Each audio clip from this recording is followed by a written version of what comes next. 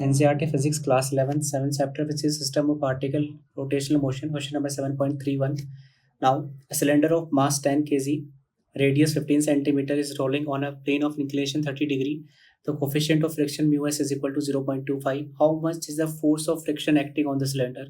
As pure rolling is there, so we can say the friction force, whether the cylinder moves down or whether up, the friction force act in upward direction, that is F, and the gravitational force which is acting in downward direction. And if we take the component along the incline, the component along the incline is mg sine theta, and perpendicular to incline is mg cos theta.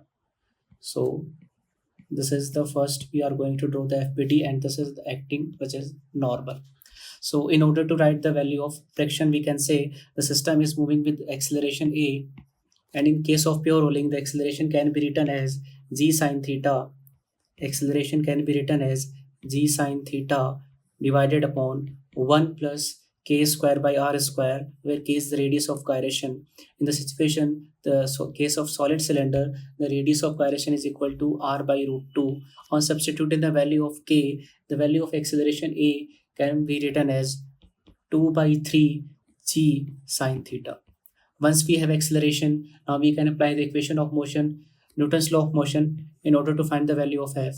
Down the incline, we can say that mg sine theta minus force, that is minus friction, that is equal to mass into acceleration. So from this, the value of friction comes out to be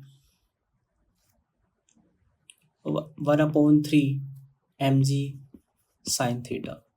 The value of friction is equal to 2g sine theta.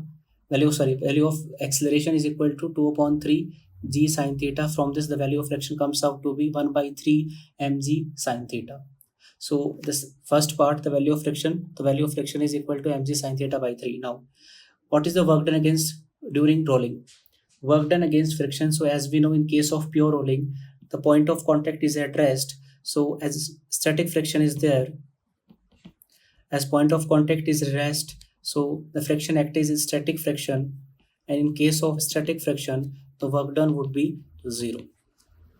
In case of third part, that is part C, we want to say that if theta is increased, at what value of theta the cylinder begins to slide. So the requirement of friction for pure rolling is equal to mc sine theta by 3. If the requirement exceeds then mu s into n, at that instant, if friction requirement is greater than maximum friction, that is mu s into n, at that instant, well, the slipping will take place. If F, the limiting situation, if we take about the equality, that F is equal to mu s into n, the requirement of friction is more than mu s into n, at that instant, the slipping will take place. So this is on this condition. According to this condition, the cylinder is on the verge of slipping. So the value of friction which we have calculated is equal to mg sine theta upon 3 is equal to mu s into n, and the value of n is equal to mg cos theta.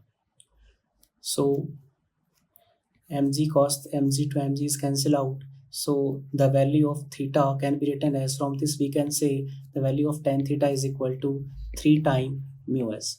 So the value of mu s is given as 0.25. So tan theta is equal to 0.75. So the angle at which the sliding will take place is given as tan inverse 0.75.